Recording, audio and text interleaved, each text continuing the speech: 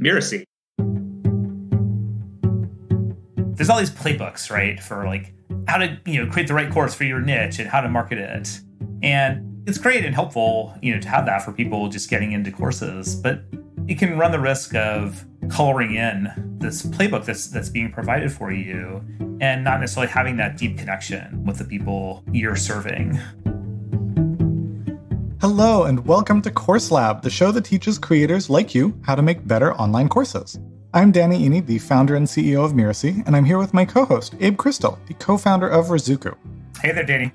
In each episode of Course Lab, we showcase a course and creator who is doing something really interesting, either with the architecture of their course or the business model behind it, or both. Today's guest is Margaret Lynch Raniere. Margaret is a best-selling author, an expert coach trainer, and the creator of Supercoach. Margaret, welcome to the show. Thank you. Thanks, guys.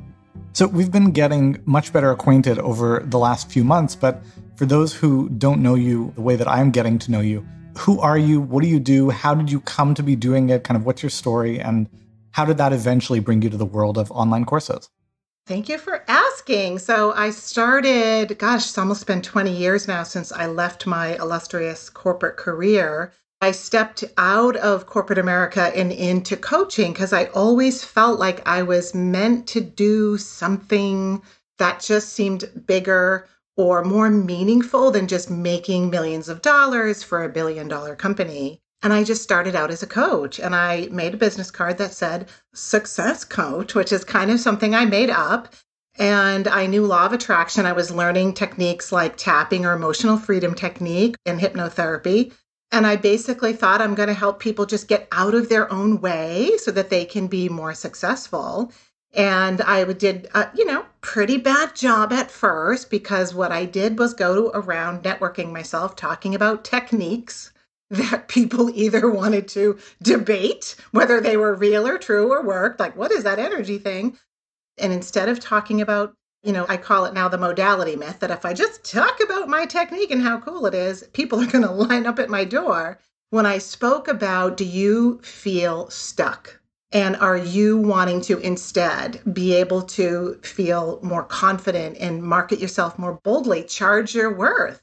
I immediately found that was the formula to get more clients. So I started to get bigger opportunities because of, instead of talking about law of attraction and abundance and prosperity, which are kind of concepts, I was talking about how people really feel in all different aspects of their money, what I call the 5 kinds of money. And that's how I got my first book deal with Penguin Books, which was called Tapping into Wealth. I started moving into using the chakra model as a way for deeper personal growth. And that led to my second book with Hay House, which is called Unblocked, which is using the same technique of tapping, but using the chakras as a model for a bigger inner transformation into one's personal power.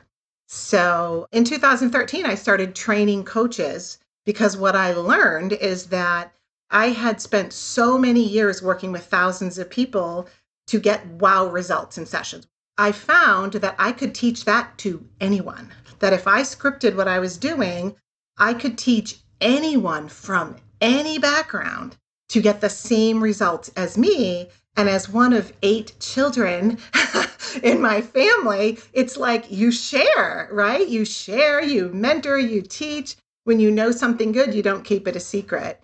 And so I found that as much as I love doing the deep work, and I absolutely do, my favorite thing is teaching and mentoring. So I'd love to hear more about how those courses are structured, because you're operating in a very interesting space where, on the one hand, yes, there's the very engineering-driven, SOP-structured, scripted, here's what to say when, follow these scripts, say these words, etc. But coaching is very much a soft skill in that you've got to be sensitive and attentive to the energy, to, not misuse a buzzword, but the energy, the presence of the person you're talking to, and feel their emotions and their moods and bring things up in the right way to elicit the right response and hold a space and all that kind of stuff. And I would imagine that the scripts and SOPs could easily be misapplied to sound robotic and forced. And in that context, it wouldn't work. So how do you train people to not just know the words to say, but also call them to mind in the heat of the moment when they're challenged and recognize that opportunity and do it in the right way. It feels like this would be a very challenging space in which to bring people to a level of skill and eventually mastery. If I could give the biggest, broadest stroke, the biggest key is recognizing that people get stuck, and they get stuck at the beginning, the middle, and they get stuck at the finish line. And they get stuck in all kinds of ways. And the coaches I train also get stuck. And they've also struggled with buying trainings and then not implementing it. To just get it a little bit more personal for a second, when I think about our perfect customer, our avatar, if you will, her name is Mary. And so Mary is a woman who is in her second career in life. She's had a professional career that was really successful. She's worked really hard, and she knows there's something more for her. And in her heart, she wants to help people. And Mary has this big dream, but she doesn't know how to get there. And she has started to invest in becoming a coach or other techniques like that. But honestly, Mary keeps finding herself stuck. And so this is our perfect avatar. And we love her because every time she finds herself stuck on techie things she just doesn't know how to do, things that she thinks she should know how to do, she gets stuck because she's multitasking. She gets stuck because life is complicated and other things get in the way. And she gets stuck in ways that feel frustrating and mysterious because sometimes she's watching herself freeze and hold back and procrastinate and sabotage. And every week that goes by that she watches herself fail, her heart is breaking. And her heart is breaking because her dream is dying. And so our avatar knows what it's like to have a dream and take steps towards it and then feel stuck and blame yourself. And I was Mary. Many people on my team were Mary, and we love Mary, and we will not let Mary down. And so because of that, what I build into the program is not only the session work, right? It's 16 sessions, which probably each is 2 or 3 sessions. So it's well over a year of work that they know how to do. And that is recorded, it's on demand. But I also bring special experiences where I lead them through the work because every piece of the work is going after, uncovering, lifting up rocks, finding out where are you stuck now. And so not only do we bring the training itself, right, which I have honed for years and includes, as you mentioned, so many nuances, which is hard to script, right? But we also bring experiences where I'm leading people through the work themselves and constantly reminding them, you are going to get stuck at the beginning, the middle, and the end. And it is a huge piece of our culture that Mary doesn't let her best friends down, her colleagues down, the people in the program with her down. And so they practice on each other. There is a constant building of confidence, both by practicing and hearing the other person say, oh my God, I can't believe I never saw this before. And how much has it cost you? Oh my God, it's cost me years of wasted time that I've carried this fear or this belief that somehow I'm not good enough yet. All the things that start to be uncovered. And then on top of that, we add what we call Get Shit Done sessions, GSD, and immersions. And so the Get Shit Done is a space of time where people show up and there is a team member there to help them and support them. Because again, sometimes they're stuck on something techie. They're like, I can't figure this out and I am in a flop sweat about it. But it's really a working session because they're alone in their homes, right? There is no company sitting around them. And then we add immersions because immersions create energy. So an immersion is a day where now it's on the calendar, like for 5 or 6 hours. You are going to be working on, for instance, creating your offer, right? Creating your offer. And we actually kind of give them the offer because we're teaching them the coaching. And so creating your offer and learning how to present the offer and how to hear if someone is even a fit for you. We do that in immersions because immersions create the opportunity, the increased opportunity to actually be successful, right? It's that container of accountability. I mean, it sounds like you're doing a lot of coaching and using a lot of coaching techniques in your work. For people listening who see themselves more as course creators or educators, do you have any guidance for them as how can they apply the perspectives you use in coaching to move people into action, to get unstuck? How can course creators use those techniques effectively in the context of their courses and programs to help their participants get better results?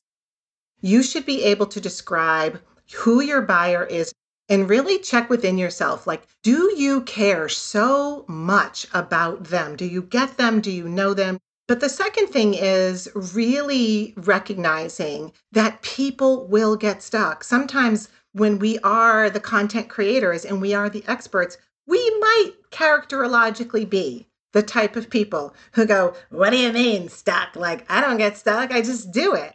And I have a lot of friends and colleagues like that. They do not understand why someone who took their program and is incredibly bright and motivated is struggling with self-doubt and shrinks in fear when they have to charge their worth, for example, or take some action that is outside their comfort zone. And so understanding that there is a vast majority of people out there who will get stuck. And is there, can you take a deep breath around that and both build it into your program, your training, presence it, speak about it, take the shame away from it, talk about things like overwhelm, right? Like we set a big goal and it feels really good for about a week and then it feels overwhelming. That's one of the ways that we get stuck, right? Now I feel overwhelmed. Talk about it, presence it. Don't let it be taboo.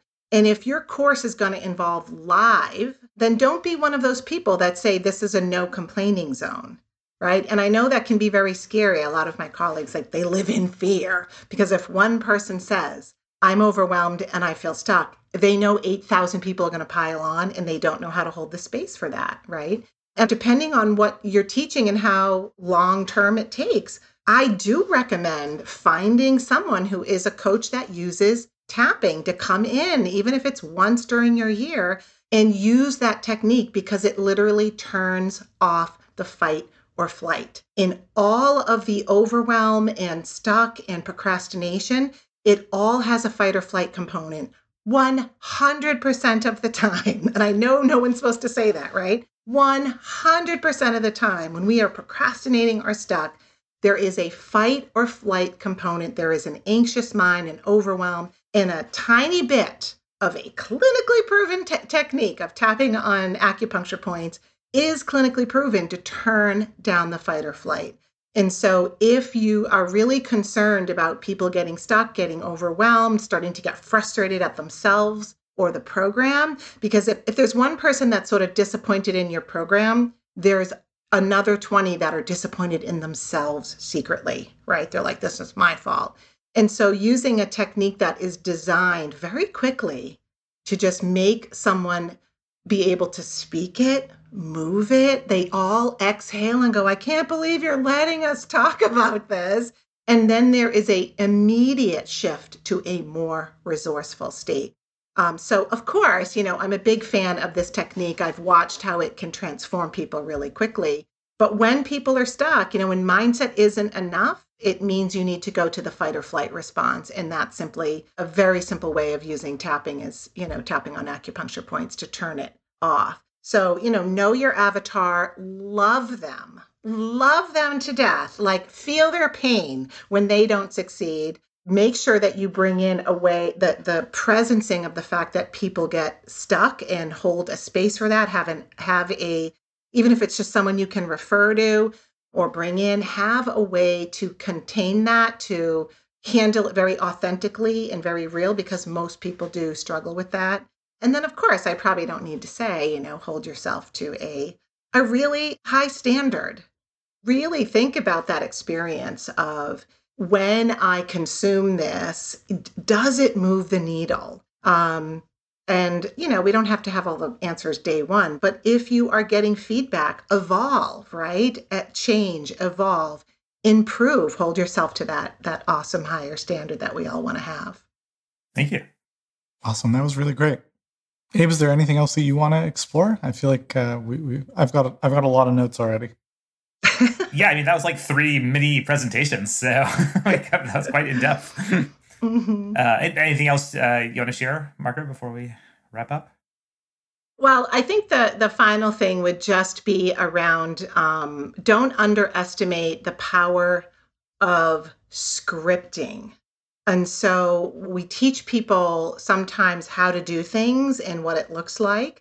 Now, obviously, they don't need scripting if they're not making a course that they need to market in any way, right? But if you are teaching people how to put themselves out there in any way, shape, or form, or do anything that involves other people, remember that there's a passive understanding, right? We're learning, we're taking in information, we might have it all down. And then when we go to open our mouth in a social situation or a high pressure, someone puts a microphone like, what do you do for a living? Yeah, step up on my stage, talk about your course, your product. How do I do that in a way that comes right out of my mouth? So versus passive, it's like active speaking muscle so that I know exactly what to say and have that come out of my mouth. And because I'm training coaches, they both have to talk about themselves, market themselves, and know what to say in a session. And someone could react in 4 or 5 different ways based on how we start the session. What do I say? What's the best demonstrated way to speak about that, right? If you're making an offer, what's the best demonstrated way to transition to your offer, to ask about questions? Does anyone have any questions for your offer? The more scripting that you can give people, that gives them a starting point, the less of that sort of approach anxiety they will have, because they'll have a lot in their head, and then they'll step up and say, they get flustered because there's a million things they could say. They don't know the best way to say it exactly. So I'm a huge fan of giving people, the scripting, knowing that over time, right, they're going to get more comfortable. They're going to own it. They don't have to say it the exact same way, but it reduces I don't know what to say, so I can't make a video, right? I can't take the next step. I can't write an email. So I'm a huge fan of giving people those kinds of scripted tools together with the deeper training underneath. Yeah. Awesome. Thank you. Abe, do you want to do the readout? Margaret Lynch Raniere is the best-selling author of Unblocked, a revolutionary approach for tapping into your chakra empowerment energy to reclaim your passion, joy, and confidence. You can learn all about her over at margaretlynchRaniere.com or unblockedbook.com. Awesome. Thank you, Margaret. Yeah, this was so fun. Thank you. Now stick around for my favorite part of the show, where Abe and I will pull out the best takeaways for you to apply to your course.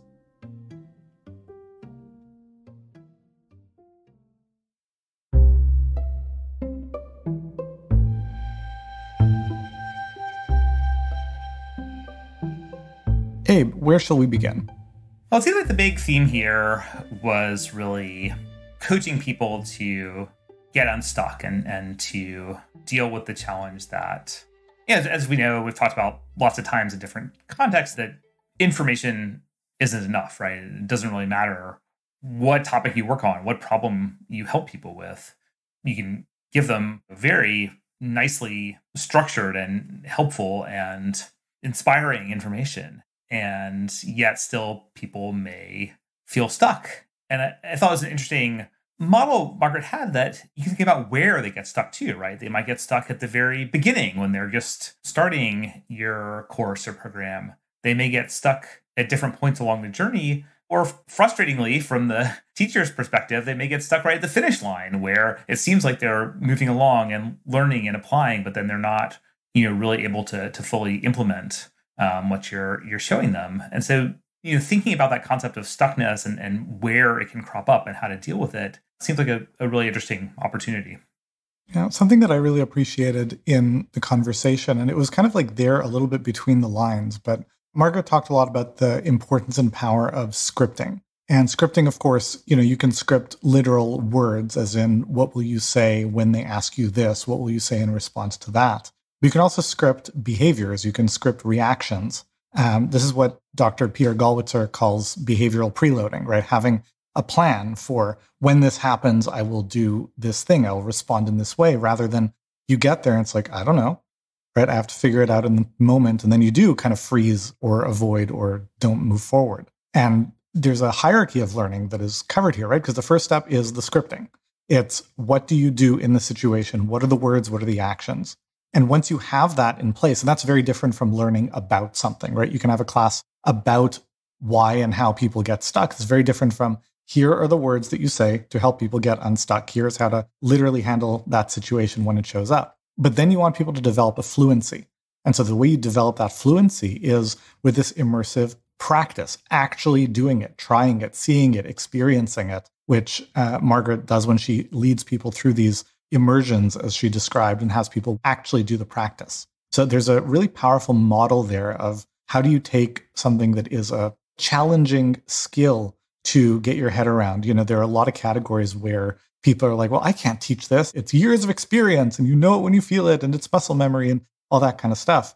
But this is exactly how you break that down and turn it into a curriculum. So I thought that was really insightful. And then the other thing that jumped out to me, this was like a throwaway line, but she was saying for every person who is disappointed in your course, there are 20 people who are disappointed in themselves, right? And recognizing that we externalize our challenges and our frustrations. We're generally not good at the cognitive dissonance of, I'm good, I'm trying hard, but I'm struggling, but, it's all okay. And I can somehow harmonize those different perspectives. And so when something goes wrong, the natural human instinct that sometimes you've evolved beyond and sometimes you're conscious of, but we all tend to descend to in our worst moments, is look for who or what to blame, right? And it's very easy for that to be the course that's in front of you because you are struggling with something. And sometimes what you're struggling with is just other stuff in your life. And so you're distracted. This stupid course. Or it could be, I'm trying to do something hard and maybe it's not super clear. And maybe I am putting a disproportionate amount of frustration on the little logistical challenge because this is hard and I don't like the way that makes me feel. And so it's an encouraging note, I think, to all of us as teachers, instructors, creators, to be extra sympathetic to the challenged moment when a student may not be showing up at their best, because even though it may be directed at you, what it really is an articulation of, I'm really struggling here. This is hard. I'm not sure how to handle it. And then we, of course, as instructors get to, step up to handle it well. And then going back to scripting, there's a line they say in the military, you don't rise to the occasion, you descend to your level of training. And so having, kind of closing the loop, having those scripted plans for ourselves, when someone comes at me with this criticism, I will respond in this way, I will create that space, etc., rather than hoping you're at your very best and present in the best way when it happens. Yeah. That's all I got. That's my little scribbled notes. Yeah, that's great. I agree with all that. The final point that I thought she articulated well is just the importance of really caring about who your course is for and what it's doing, right? I mean, one of the weird things about online courses becoming kind of more popular now, there's all these playbooks, right, for how to create the right course for your niche and how to market it. And it's great and helpful to have that for people just getting into courses, but you can run the risk of you're just kind of coloring in this playbook that's being provided for you and not necessarily having that deep connection with the people you're serving. But the passion that Margaret shared for how she really deeply understands her particular clientele and how she wants to help them. And it's just a really, even though it seems obvious in a way, we forget about it. And it's really important, I think, to keep coming back to that and how important it is. I mean, the thing about engineering transformation at scale is that it's not hard once you've built the engine and the systems and the structures that do it consistently and reliably. But building that engine is hard. And it does take, insight and innovation and creativity and being willing to be bold and take risks. And it's very easy to default to not doing it unless you are driven by commitment to your student, to your client, to your customer, to the person who is coming to you for help. And so, if you don't care about who you're serving, maybe you should find something else to do. Yeah. That's all I got. You want to do the readout? Perfect. Thank you for listening to Course Lab. I'm Abe Crystal, co-founder and CEO of Rizuku, here with Danny Iny, founder and CEO of Mirasee. Course Lab is part of the Mirasee FM podcast network, which also includes such shows as Just Between Coaches and Soul Savvy Business. This episode of Course Lab was produced by Cynthia Lamb. Jeff Govertson assembled the episode. Danny Iny is our executive producer, post-production by Post Office Sound. Another thanks to Margaret Lynch Raniere for talking us through her program today. You can learn all about her at margaretlynchranere.com or unblockedbook.com. And to make sure you don't miss the excellent episodes coming up on Course Lab, follow us on Apple Podcasts, Spotify, or wherever you're listening right now. Did you enjoy the show today? Go ahead and leave us a starred review. It really does make a difference. Thank you, and we'll see you next time.